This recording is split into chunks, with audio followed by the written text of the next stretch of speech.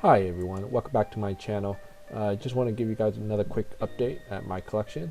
With the holiday break, I was finally able to put some time into my collection. So I completed this new project for the Transform Elements Speed Star here. So please join me as I give you guys a behind the scenes look at how I created this piece.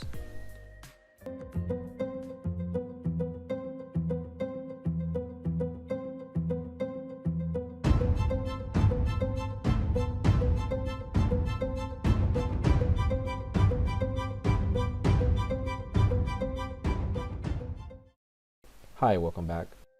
So I've been getting a lot of feedback and comments from my viewers requesting for a more detailed video of my process. So hopefully I'll be able to provide that in this video here.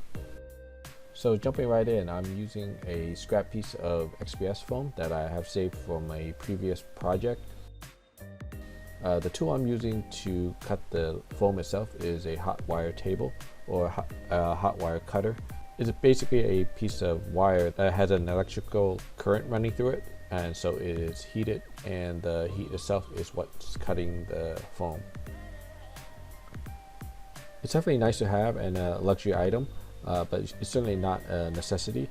I think I've done so many of these projects that it kind of warranted the purchase, but you can definitely get away with just using a simple utility knife or any sharp blade to make your cuts. For the piece of foam itself, you can see that it's made up of 4 separate sheets that's been glued together. To glue these pieces together, I use wood glue. You basically just apply a very thin layer on the surface that you want to glue together, and you want to allow the glue to set overnight, either having it clamped down or weighted down. At this early stage of the process, I'm only interested in creating the general shapes that I want. I typically start out with just a loose idea in my head. In this case, I'm looking for something vertical with some height to it, something that's tall and narrow, that doesn't take up a lot of space, and is just enough room for one figure. As I'm chipping away at the foam, I'm constantly examining it and looking for the next cut. The beauty of what I'm making is that you can't really make a mistake on it, because at the end of the day, it's just kind of an organic shape. So it allows me a lot of freedom, and I can really just play around with the shape until I can end up with something that I'm happy with. Once I'm satisfied with the general shape, I can then switch gears and move on to refining and developing the actual surfaces.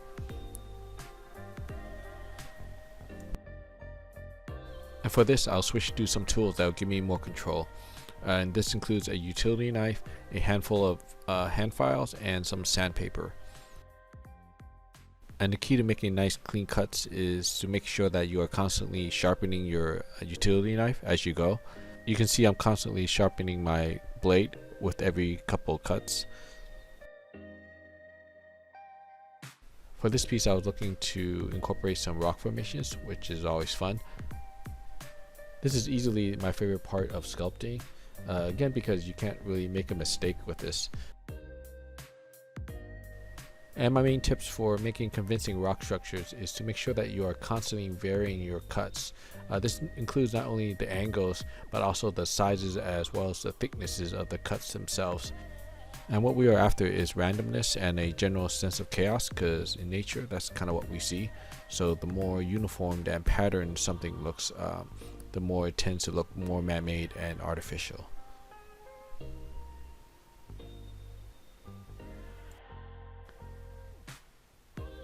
So I basically just make my way around making these varied cuts as I go, and basically just let the forms take shape themselves.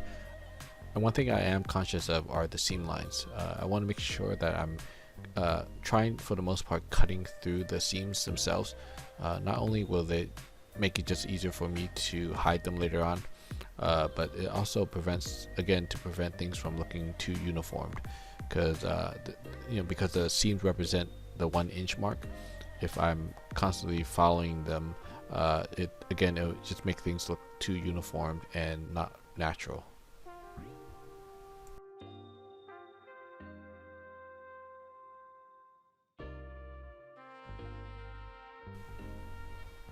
Once I'm pretty happy with how the rocks are, I can kind of shift my attention towards the more man-made structures. For this, my approach is a little different. I mean, at this stage, I'm basically looking to just smooth out the areas that are meant to represent this alien metal surface. And for me, I do like to take some liberties with it and give it my own personal style. So it's definitely not 100% accurate to what we saw in the cartoon. The general detailing kind of goes like this. I make cuts with my knife, giving me different levels and the appearance of different panels. And then I kind of go back after that and smooth out the edges with either a file or sandpaper. With all the sanding, things can definitely get messy, so I definitely recommend wearing a mask for this.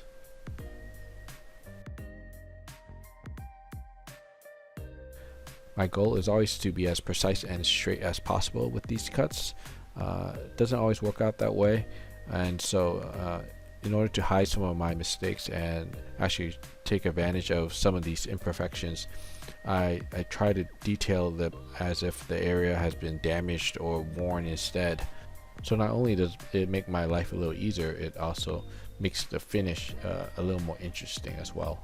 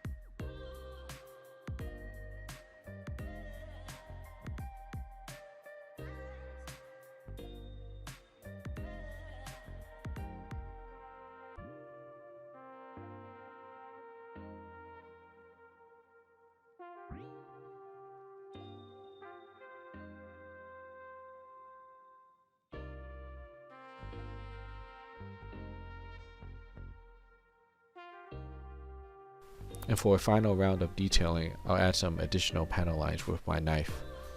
To do this, I'm simply scoring lines where I want to break up some of these larger shapes. And then I'll go over these lines again with something blunt. In this case, I'm using a pencil. And what this does is opens up the cuts more and makes them more defined.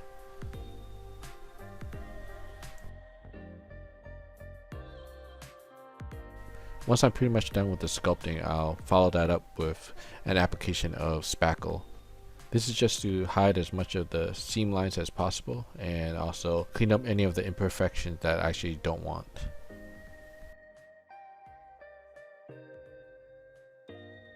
My plan for this piece was to include a magnet. This was to help stabilize the figure and also help it keep its pose once I have it placed on top. So this was just the installation of it. Here I'm carving out a bit of material for the magnet to rest in. And to secure it in place, I simply use some hot glue.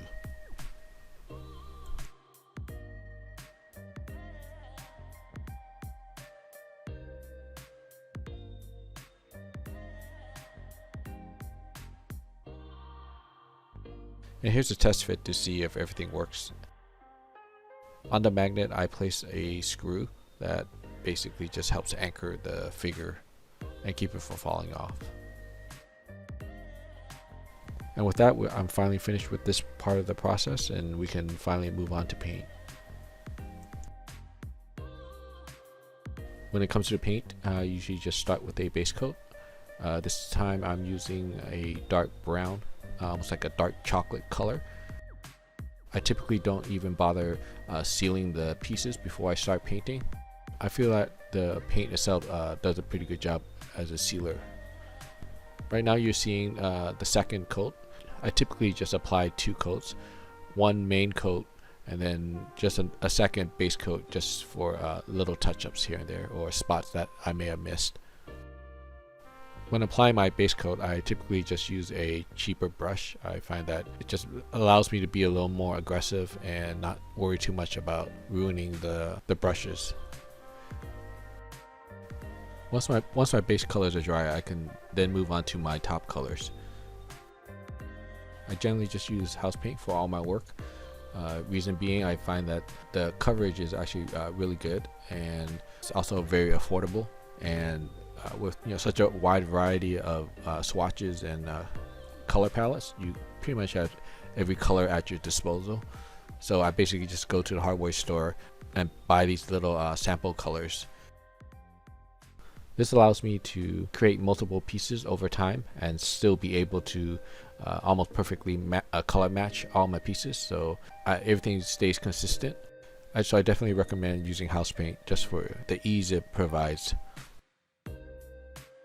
And for the top layer, I switch over to a better brush just because I want to make sure that everything lays on flat, especially for these metal pieces. I'm trying to avoid as many brush marks as possible. The brush I'm using is actually for watercolor, and it's just a flat brush, but I find it works really well with this type of paint. And to get as clean of an edge as possible, you also want to apply the paint with the tip of the brush against the edge that you want to remain clean. And the key to avoiding brush marks is to make sure that as you are keeping your brush as low or as flat as possible to the surface you are applying the paint to. It definitely takes a little practice, but I think it's definitely doable, and it's easier than messing with airbrushes. And with the first layer, I'm not too concerned about making sure everything is completely covered. Better that you keep things a little thin, let it dry, and then come back with a second coat. We don't want too thick of a coat, otherwise you get paint to pool up. For this piece, I opted to do 2 different shades of the orange, just for a little bit of variety. I'm just arbitrarily picking out little spots here and there that I want a different color. There's not necessarily any rhyme or reason for it. I just simply want to make sure that I break up some of these shapes so that it adds a little more interest.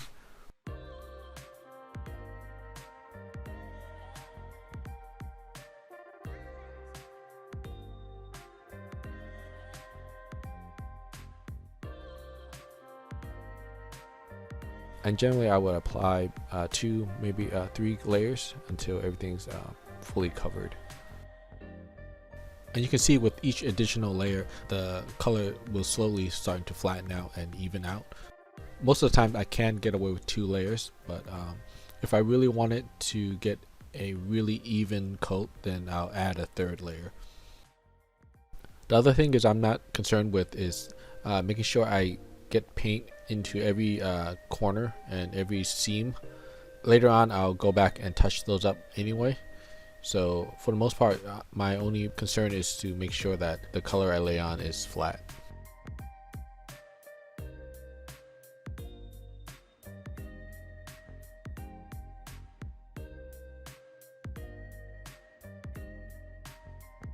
And here's a piece so far, along with a couple of additional pieces that I had made. At this point I'm pretty happy with it, so I can move on to the rocks. For the rocks, it's definitely simpler. I basically just choose a lighter shade of brown. In this case it's a very almost like a oatmeal colored. To apply the top color, I'm using a technique called dry brushing. You can see that every time I dip my brush into the paint, I first make sure that I brush off as much of the paint as possible. So you see me constantly dabbing my brush onto that piece of tissue before I actually apply the brush to the rock itself. What we're after is just basically a very, very thin layer of paint that hits only certain areas of the rock, typically the high points of it. That way it allows the underneath color to kind of peek through, and this creates contrast and it helps bring out the texture. It gives a very believable rock appearance. The danger here is being too aggressive with the top color and covering up too much of your base color. So in this case, sometimes a little less is more, and you want to be really light with the brush. Once I'm happy with the rocks, then I can continue on with some panel lining. What I'm using is a black brush pen. Basically all I'm doing is redefining all the panel lines. I try to be as precise as possible. And to make any corrections, you go back and apply some water and wipe it up with some tissue, or in this case your finger.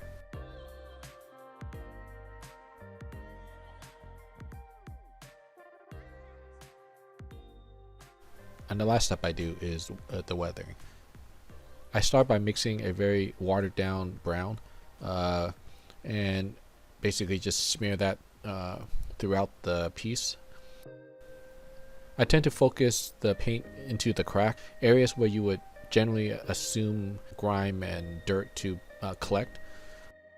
And then once I have it applied, I basically take my napkin and then remove the majority of it.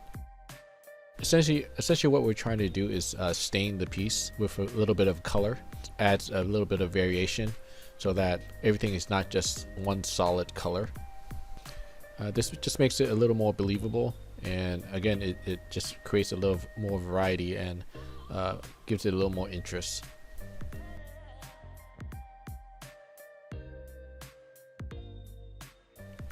And I also do this for the rocks as well.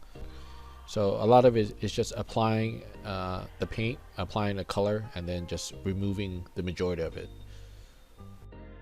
And to create even more variety, I mix in a little bit of additional color. A little bit of yellow here, a little bit of red, just to give it a little more of a different tint. And to finish off, I add a little bit of highlighting with some silver paint.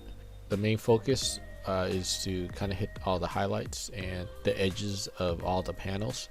Edges where I want the appearance of kind of raw metal. This is to help kind of further bring out each individual panel and kind of separate the shapes, and also gives it a more realistic metallic look to it. You know, I do this for not only the edges and corners of the shapes, but also in the areas where I want to kind of highlight all the battle damage. With this part of the detailing, it's very easy to kind of get carried away, but sometimes less is more, so you want to be a little more selective and try not to get too carried away with it. And with the final touches, I think we can wrap this piece up. And here we have the final piece. You can kind of see how the magnet works with the screw. In addition to the main piece, I also created these two smaller pieces. These just act as little accent pieces for the display.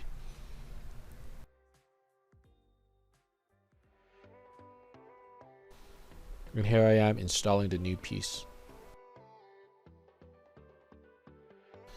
And you can see how the screw actually acts as an anchor and basically prevents the figure from sliding off.